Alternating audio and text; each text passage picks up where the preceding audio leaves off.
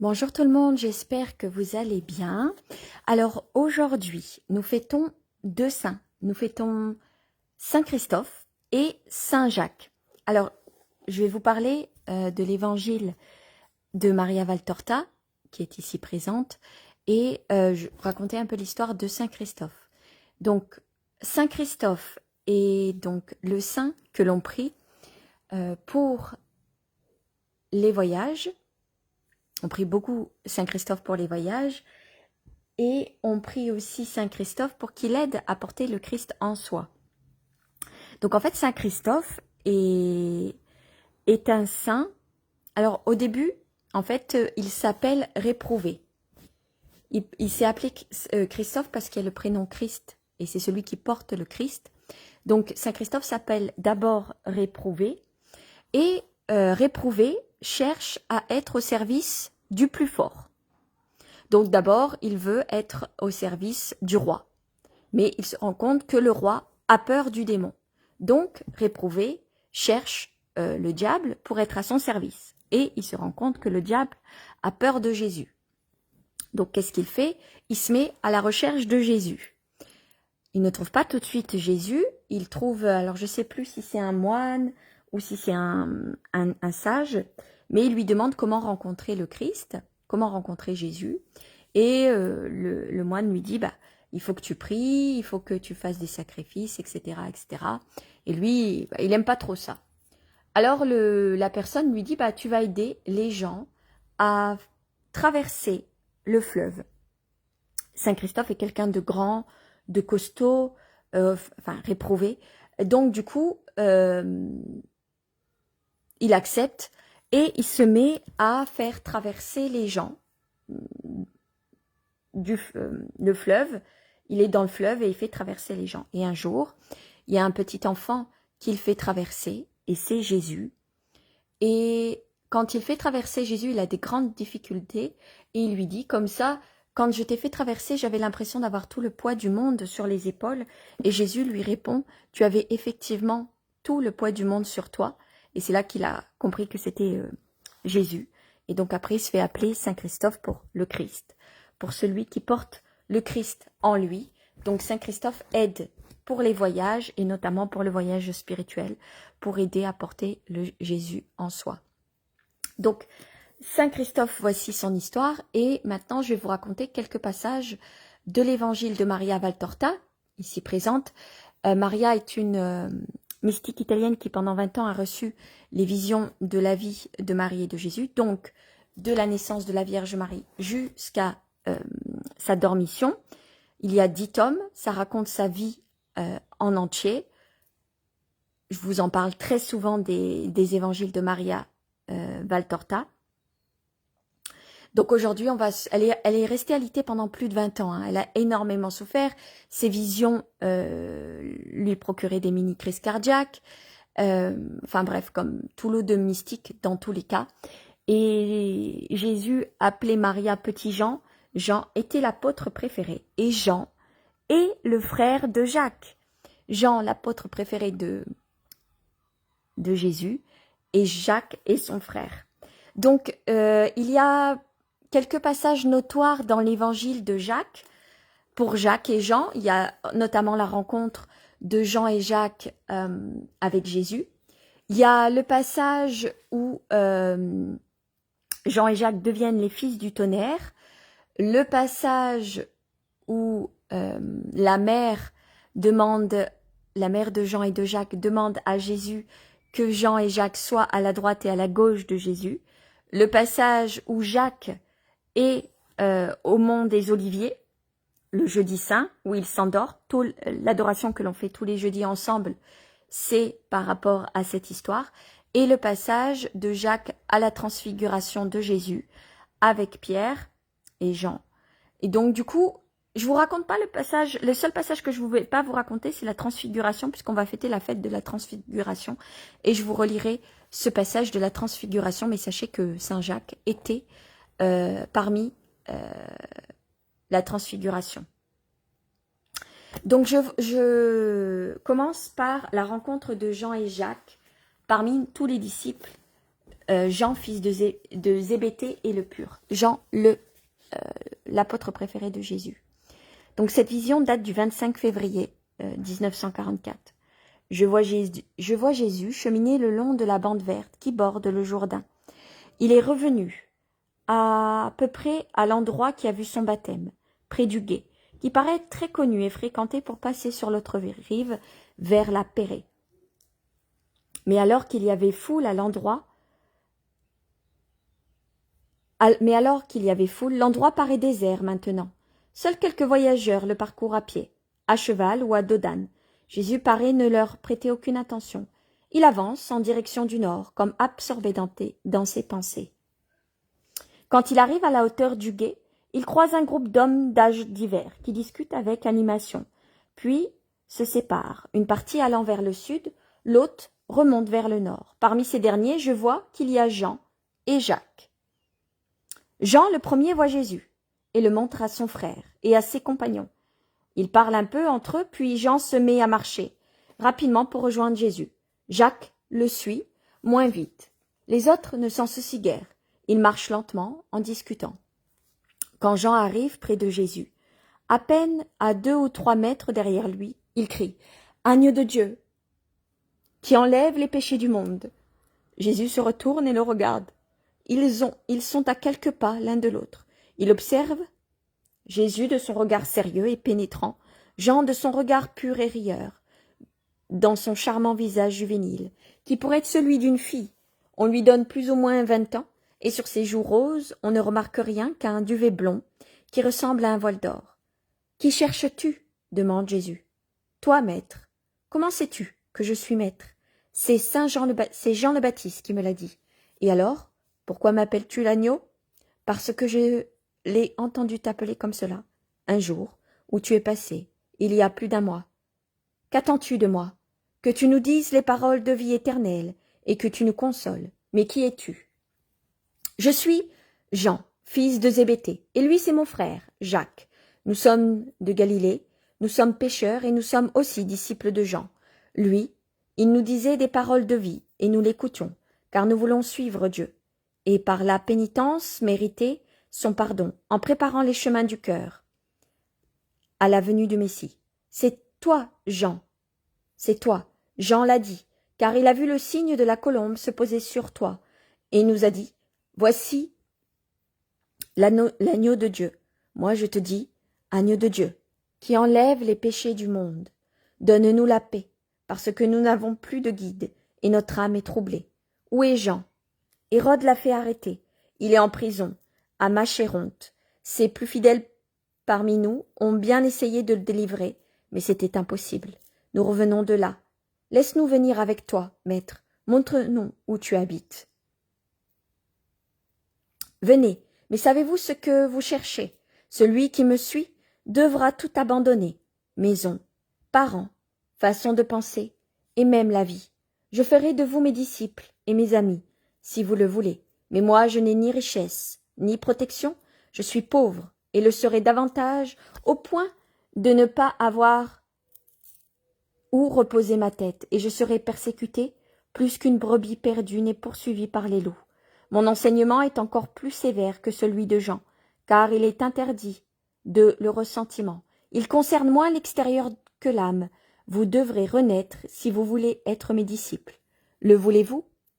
Oui, maître. Toi seul as les paroles qui nous donnent la lumière. Elles descendent, et là, où étaient les ténèbres et la désolation, par absence de guide, elle apporte la clarté du soleil. Venez donc, et marchons. Je vous instruirai en route.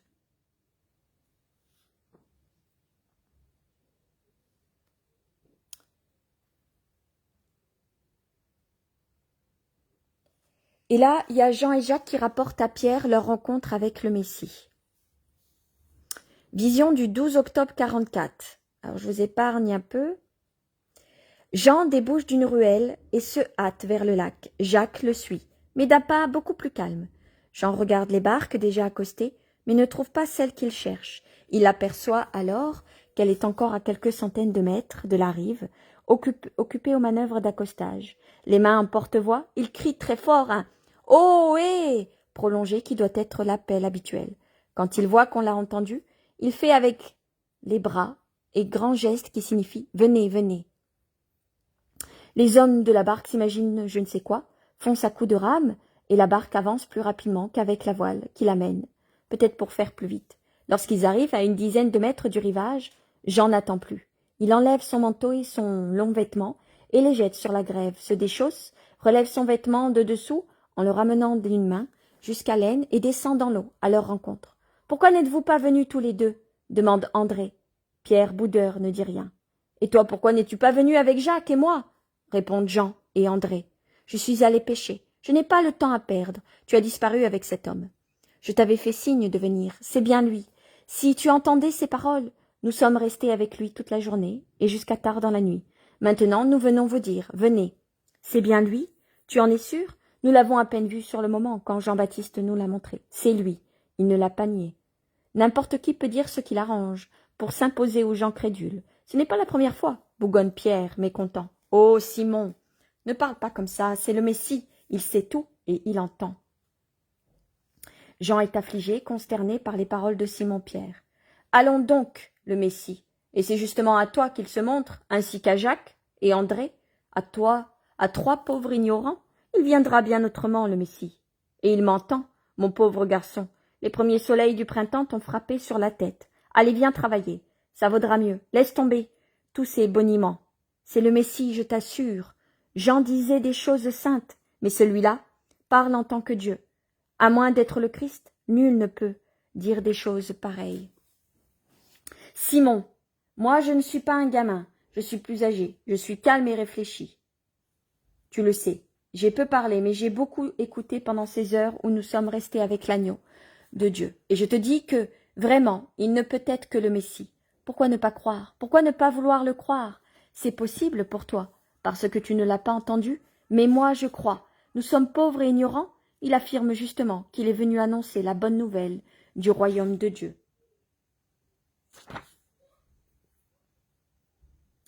Du royaume de la paix, aux pauvres, aux humbles, aux petits, avant d'en parler aux grands. Il a dit, les grands ont déjà leurs jouissances. Elles ne sont pas enviables comparées à celles que je viens apporter. Les grands ont déjà la possibilité d'arriver à comprendre par les ressources de la culture. Mais moi, je viens vers les petits d'Israël et du monde, vers ceux qui pleurent et espèrent, vers ceux qui cherchent la lumière et qui ont faim de la vraie manne. Il ne leur vient des savants ni lumière ni nourriture, mais seulement fardeau, obscurité, chaîne et mépris. J'appelle ces petits. Je suis venu mettre le monde sans dessus-dessous, car j'abaisserai ce qui maintenant est élevé, et j'élèverai ce qui est maintenant est méprisé. Que celui qui veut vérité et paix, qui veut la vie éternelle, vienne à moi. Que celui qui aime la lumière vienne. Je suis la lumière du monde. N'est-ce pas ce qu'il a dit, Jean? Jacques a parlé tranquillement, mais avec émotion. Là, c'est Jacques qui vient de dire. Oui, et il a ajouté, le monde ne m'aimera pas, le grand monde parce qu'il est corrompu, par les vices et les relations idolâtres. Le monde ne voudra pas de moi, car comme fils des ténèbres, il n'aime pas la lumière, mais la terre n'est pas faite seulement du grand monde. Certains, bien que mêlés au monde, ne sont pas du monde. D'autres sont du monde parce qu'ils y sont emprisonnés, comme des poissons pris au filet. C'est exactement ce qu'il a dit, parce qu'il parlait sur la rive du lac de montrer des filets qu'on amenait à la rive avec leurs poissons. Il a dit aussi, voyez, aucun de ces poissons ne voulait tomber dans le filet. Pareillement, les hommes ne voudraient pas, de propos délibérés, être la proie de Mammon, pas même les plus mauvais, car ceux-ci, à cause de l'orgueil qui les aveugle, ne s'imaginent pas ne pas avoir le droit d'agir comme ils le font. Leur vrai péché, c'est l'orgueil. Tous les autres en proviennent, et les hommes qui ne sont pas complètement mauvais voudraient encore moins appartenir à Mammon. Mais ils y tombent, par légèreté, par un poids qui les entraîne au fond, et qui est la faute d'Adam. Je suis venu enlever cette faute, et en attendant l'heure de la rédemption, donner à ceux qui croiront en moi une force capable de les libérer des lacets qui les retiennent, et de leur rendre la liberté de me suivre, moi, la lumière du monde. Mais alors, s'il a réellement dit ça, il faut y aller, à lui tout de suite. Pierre, avec ses impulsions si franches, qui me plaisent tant, a pris une décision subite. Déjà, il la réalise en se hâtant et en terminant les opérations. de débarquement, car entre-temps, la barque a atteint le rivage et les manœuvres finissent de tirer au sec en déchargeant le cordage et voile. Et toi, imbécile d'André, pourquoi n'es-tu pas allé avec eux?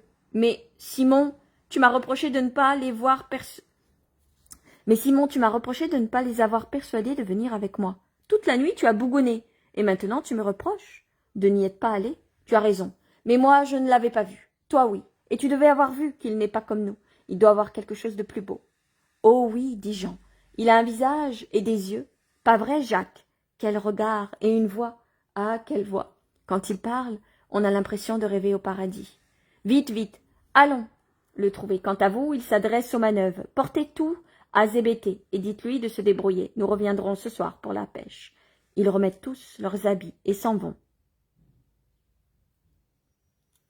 Mais Pierre s'arrête après quelques mètres, prend Jean par le bras et lui demande « Tu as dit qu'il sait tout et se rend compte de tout ?» Oui, imagine-toi que lorsque nous avons vu la lune haute sur l'horizon, nous nous sommes dit « Qui sait ce que fait Simon ?» Et il a répondu « Il est en train de jeter le filet et s'impatiente de devoir le faire seul, car vous n'êtes pas sorti avec la barque jumelle, un soir où la pêche est si bonne.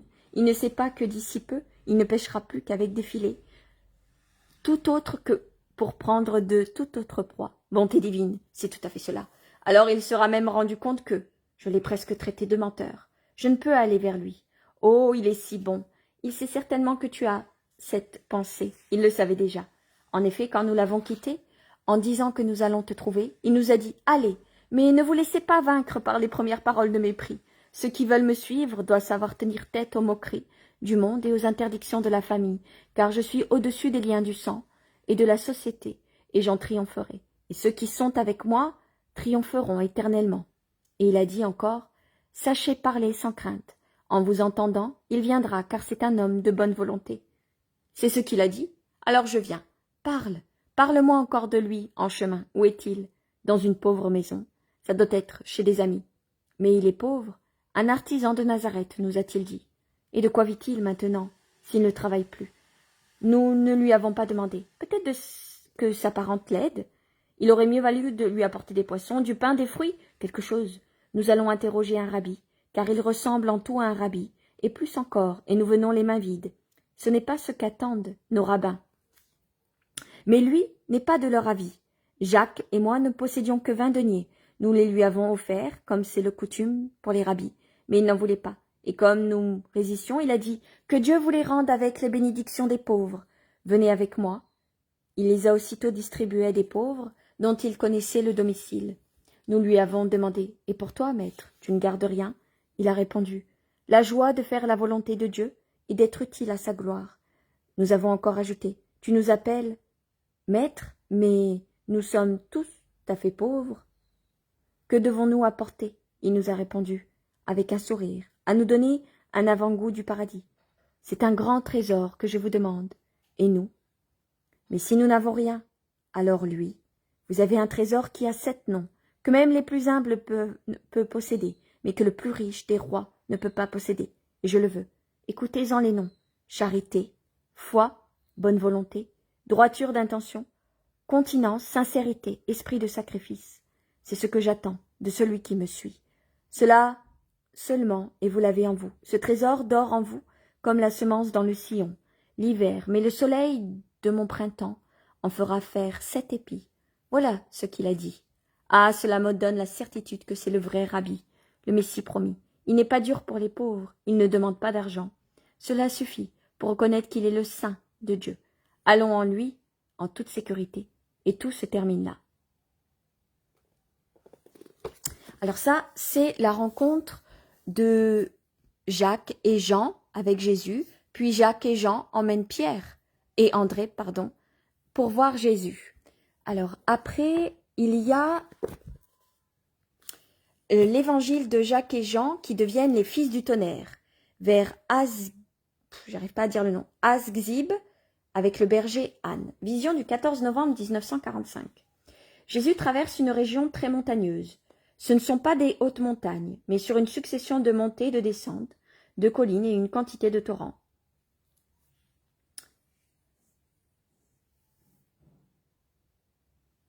Il ne semble pas que Jésus ait l'esprit très soulagé, et les apôtres encore moins.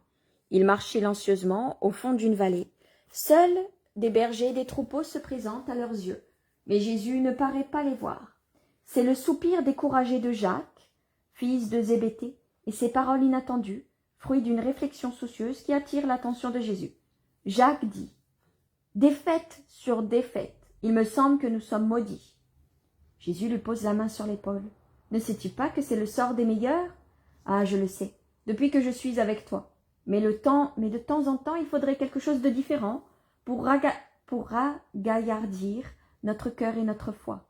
Avant, nous étions plus forts. Tu doutes de moi, Jacques ? Quelle douleur fait trembler la voix du maître. Non ! À vrai dire, ce non n'est pas très assuré. Mais pour ce qui est de douter, tu doutes. De quoi alors ? Tu ne m'aimes plus comme autrefois ? Le fait de me voir chassé, ridiculisé ou même seulement laissé de côté sur ces conflits phéniciens a-t-il affaibli ton amour ? De l'émotion trempe dans les paroles de Jésus. Bien qu'il n'y ait ni sanglots ni larmes, c'est vraiment son âme qui pleure. Pour cela non, mon Seigneur. Au contraire, mon amour pour toi augmente quand je te vois incompris, récusé, humilié, affligé. Et pour ne pas te voir ainsi, pour pouvoir changer le cœur des hommes, je serai prêt à donner ma vie en sacrifice. Tu dois me croire, ne me brise pas le cœur, déjà si affligé, en pensant que tu doutes de mon amour. Sinon je tomberai dans les excès, je repartirai en arrière et je me vengerai de celui qui t'afflige, pour te prouver que je t'aime, pour t'enlever ce doute, et si j'étais pris et tué, cela m'apporterait en rien, il me suffirait de t'avoir donné une preuve d'amour. Ô le fils du tonnerre, d'où te vient cette véhémence? Veux-tu donc être une foudre exterminatrice? Jésus sourit de la fougue et des projets de Jacques. Ah, au moins je te vois sourire, c'est déjà un fruit de mes projets. Qu'en dis-tu, Jean? Devons-nous mettre en pratique ce que je pense pour consoler le maître, humilié par tant de refus? Oh oui, allons-y. Nous, et mettons-nous à parler. Et s'il insulte encore en le traitant de roi, en paroles de roi de comédie, de roi sans argent, de roi fou, frappons dur, pour qu'il s'aperçoive que le roi a aussi une armée de fidèles, et qu'ils ne sont pas disposés à le laisser en butte au mépris. La violence est utile en certains cas. Allons-y, mon frère. Lui qui est toujours doux est tellement en colère qu'il paraît ne plus être lui-même. Jésus s'interpose entre les deux hommes, les agrippe par le bras, pour les retenir et dit « Mais écoutez-les, qu'ai-je prêché pendant tellement de temps? Ah, la surprise est de taille. Même Jean, ma colombe, s'est transformé en épervier. Regardez-le. Vous tous, voyez comme il est laid, agité, ébouriffé, déformé par la haine.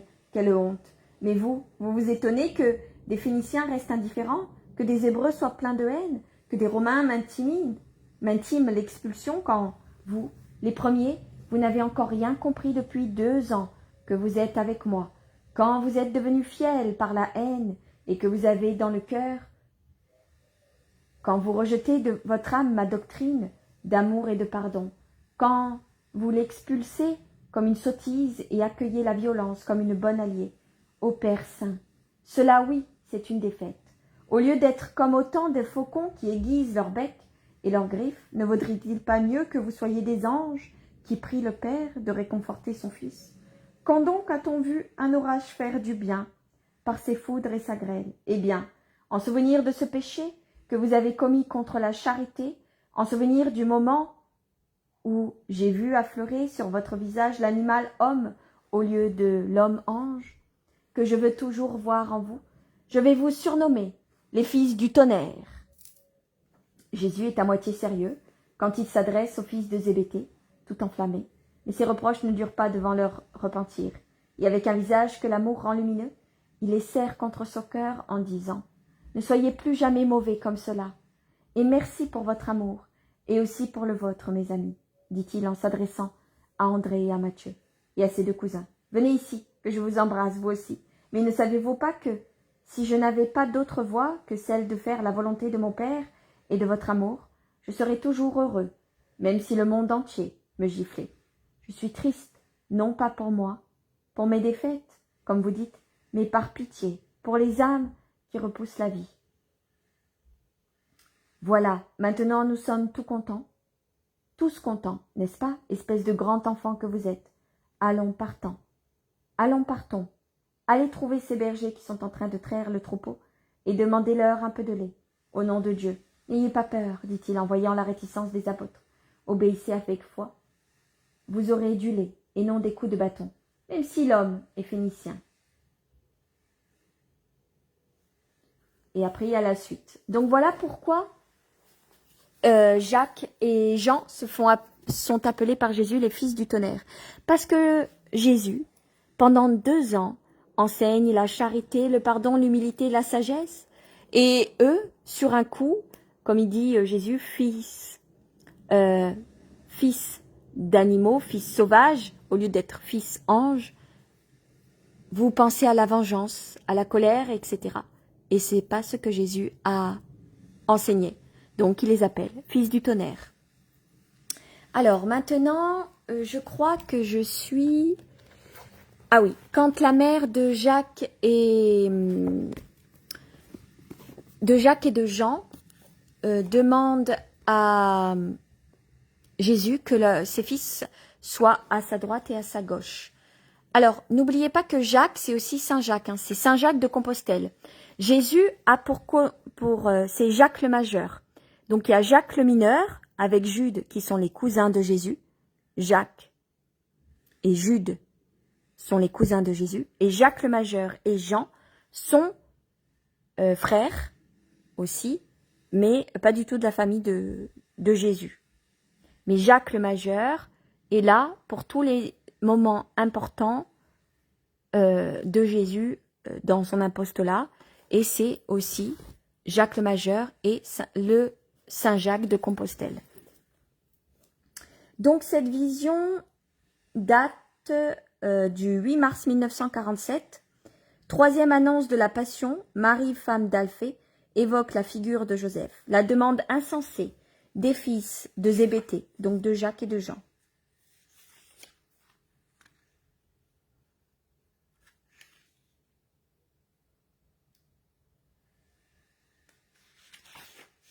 Alors je cherche, je vous passe le...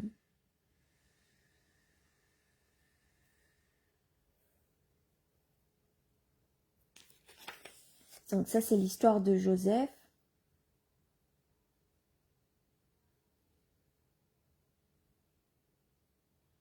Voilà.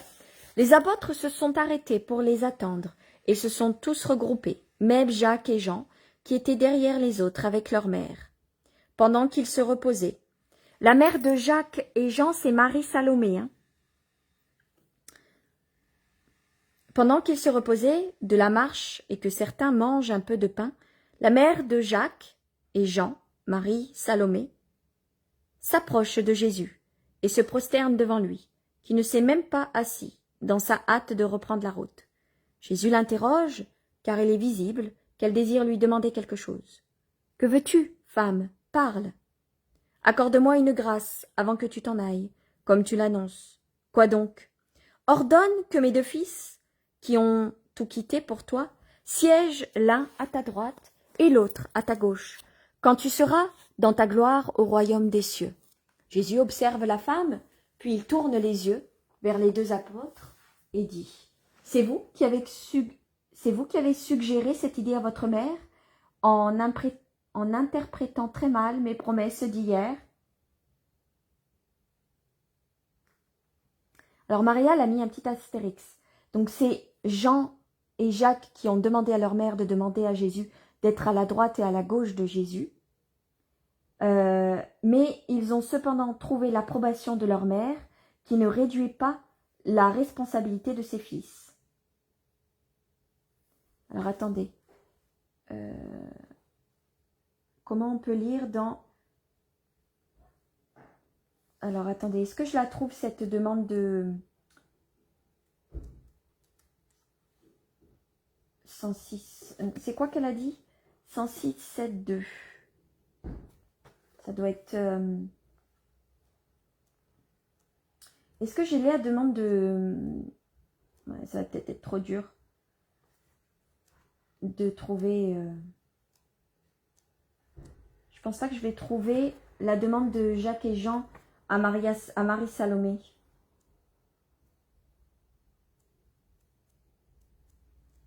Non, c'est pas grave. Je vais vous lire seulement cette partie-là. C'est vous qui avez suggéré cette idée à votre mère en interprétant très mal mes promesses d'hier. Ce n'est pas dans le cadre d'un royaume de la terre que vous obtiendrez le centuple de ce que vous avez quitté. Vous aussi, vous devenez avide et sot, mais ce n'est pas vous.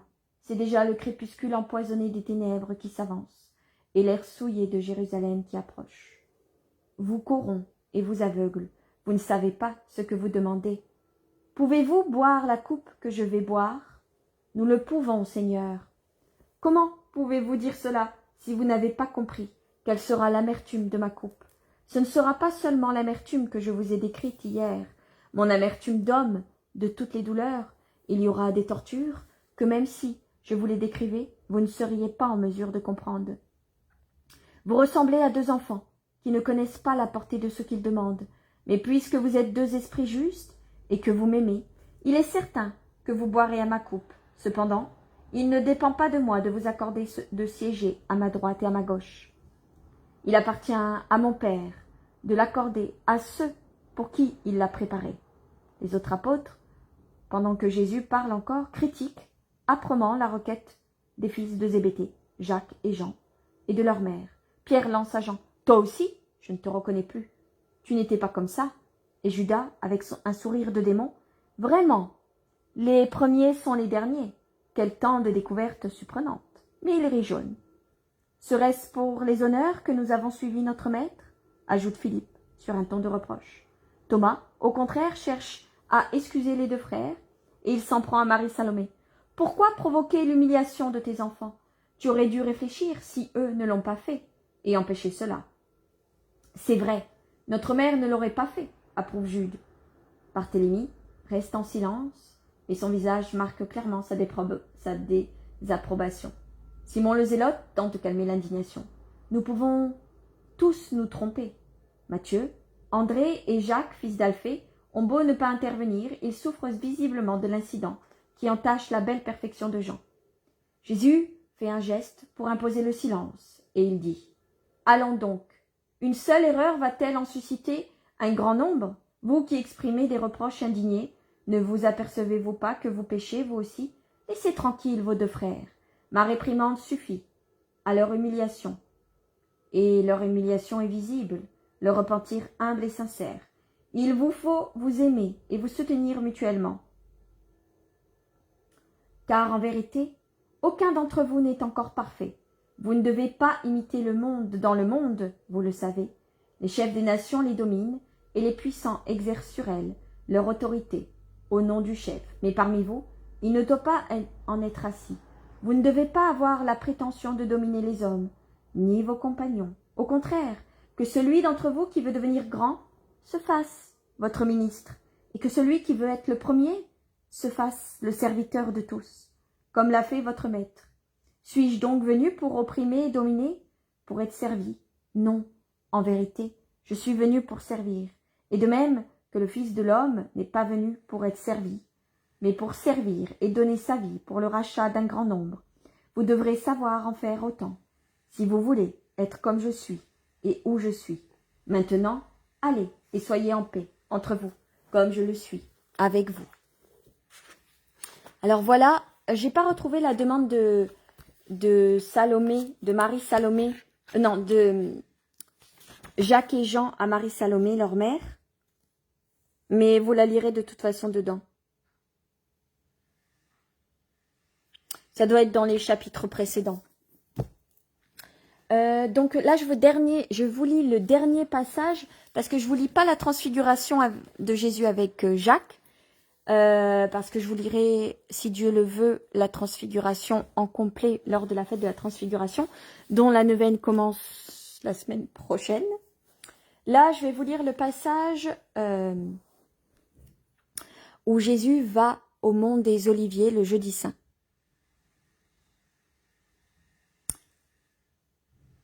Tout le groupe, alors c'est une vision qui date, je vous l'ai déjà lu, hein, mais je vais vous la relire, juste le passage avec Jacques. Vers Gethsémani, avec 11 apôtres, l'agonie spirituelle et la capture de Jésus, du 16 mars 1945. Donc je vous passe le début. Tout le groupe se réunit. Maintenant, séparons-nous. Moi, je monte là-haut pour prier. Je veux avec moi Pierre, Jean et Jacques. Vous restez ici. Si vous êtes accablés, appelez et ne craignez rien. On ne touchera pas à un seul de votre tête. Priez pour moi. Abandonnez toute haine et toute peur. Cela ne durera qu'un instant. Ensuite, votre joie sera complète. Souriez. Que j'ai dans le cœur vos sourires. Et encore merci de tout, mes amis. Adieu. Que le Seigneur ne vous abandonne pas. Jésus se sépare des apôtres et s'éloigne, tandis que Pierre se fait remettre la torche par Simon. Celui-ci s'en est d'abord servi pour allumer des rameaux résineux qui brûlent en crépitant au bord de l'oliveraie et répandent une odeur de genéviève.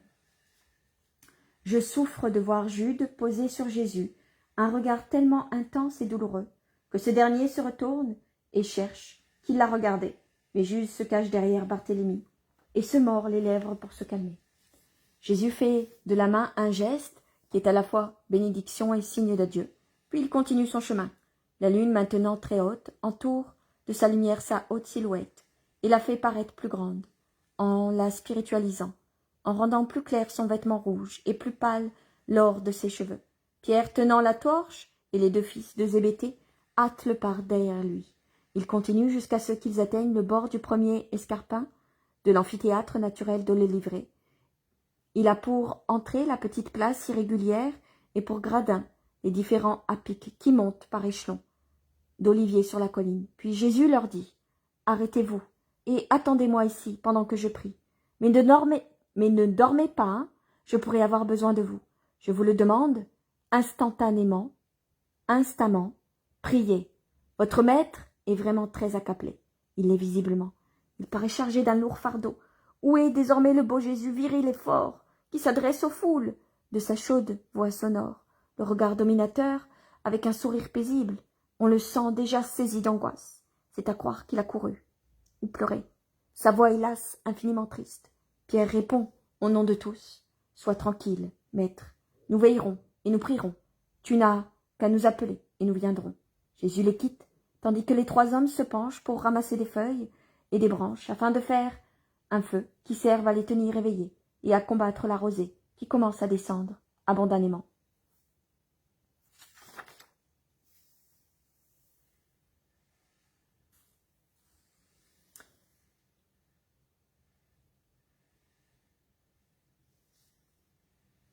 Alors Jésus est parti prier, je vous passe l'agonie du rocher et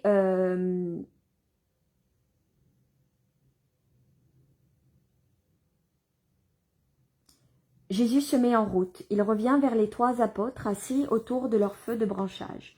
Il les retrouve à moitié endormis, les bras croisés sur la poitrine, la tête tombante. Pierre est adossé à un tronc dans le premier brouillard d'un sommeil profond. Jacques est assis avec son frère sur une grosse racine qui affleure et sur laquelle ils ont étendu leur manteau pour moins en sentir les aspérités.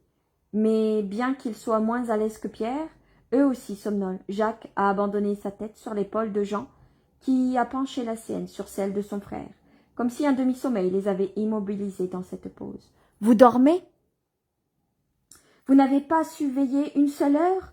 J'ai tant besoin de votre réconfort et de vos prières. » Les trois hommes sursautent, confus, ils se frottent les yeux, ils murmurent une excuse, accusant la digestion pénible d'être la première cause de leur sommeil.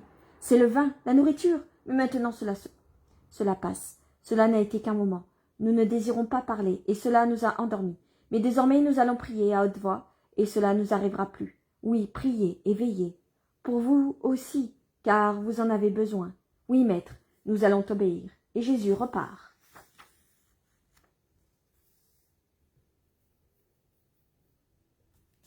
Il retourne à l'agonie du rocher. Son angoisse est si oppressante que pour le vaincre, il crie le nom de Pierre et de Jean. Il dit, ils vont venir, ils sont bien fidèles, eux, mais eux ne viennent pas. Il appelle de nouveau, l'air terrorisé, comme s'il voyait je ne sais quoi.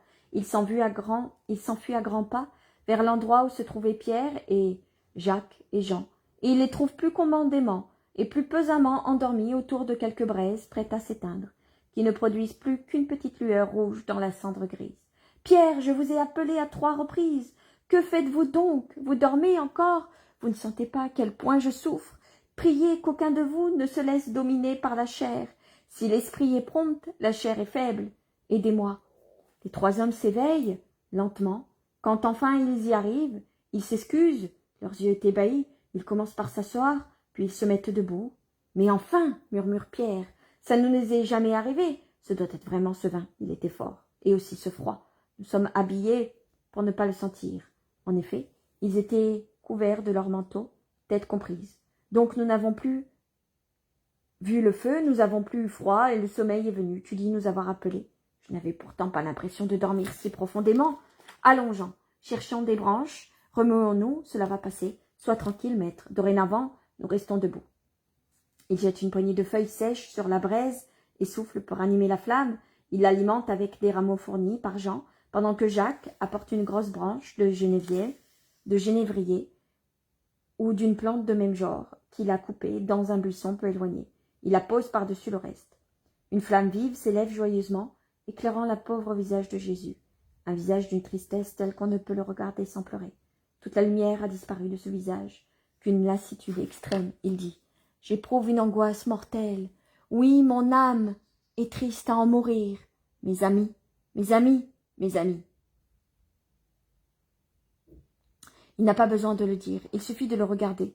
Il a l'air d'un agonisant dans l'abandon, le plus angoissé, le plus angoissant et le plus désolé.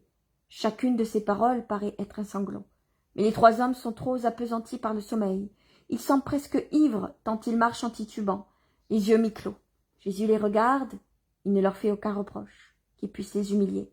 Il secoue la tête, soupire et retourne là où ils étaient. Il reprend sa prière, debout, les bras en croix, puis à genoux, comme avant. Le visage penché sur les petites fleurs. Il réfléchit.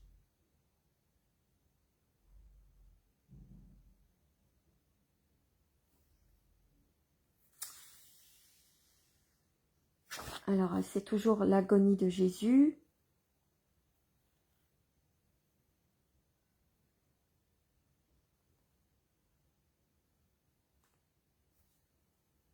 Alors, la lumière angélique décroît tout doucement, puis elle se trouve comme absorbée dans le clair de lune. Difficile à cause de sa faiblesse, il se tourne pour se mettre à genoux.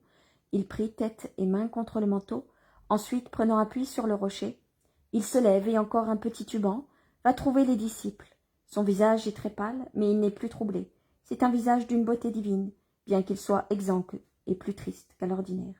Les 3 hommes dorment profondément, bien enveloppés dans leurs manteaux, allongés près du feu éteint. On les entend respirer fortement, comme au début d'un ronflement sonore. Jésus les appelle, mais c'est en vain.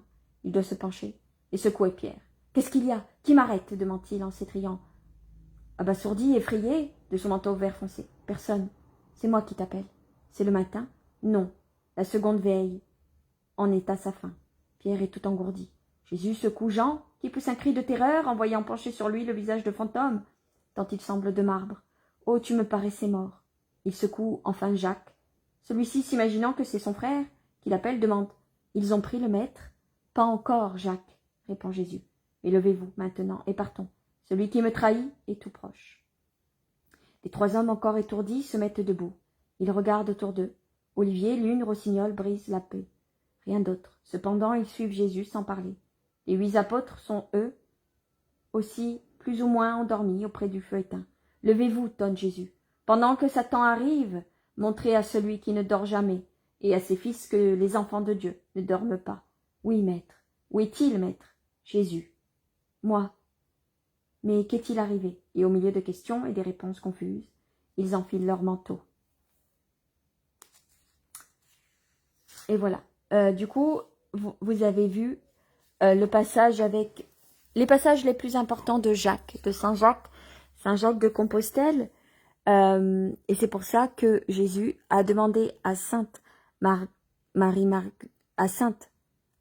Marguerite Alacoque de prier pendant 1 heure tous les jeudis de 23h à minuit pour remplacer le péché, pour réparer le péché de Jacques, Jean et Pierre qui se sont endormis pendant l'agonie de Jésus au jardin des Oliviers. Voilà. Donc, j'ai fini les lectures. Je vous souhaite une très bonne journée. Je vous dis à 15 h pour les chapelets, prières et neuvaines pour ceux qui seront avec moi. Nous sommes vendredi, on fait le chapelet des 7 douleurs de Marie. À tout à l'heure, 15 h si Dieu le veut. Ou bon week-end si je ne vous revois pas. Que Dieu vous accorde sa paix, Jésus et Marie, leur miséricorde et leur amour. Et que les anges vous accompagnent. Bisous.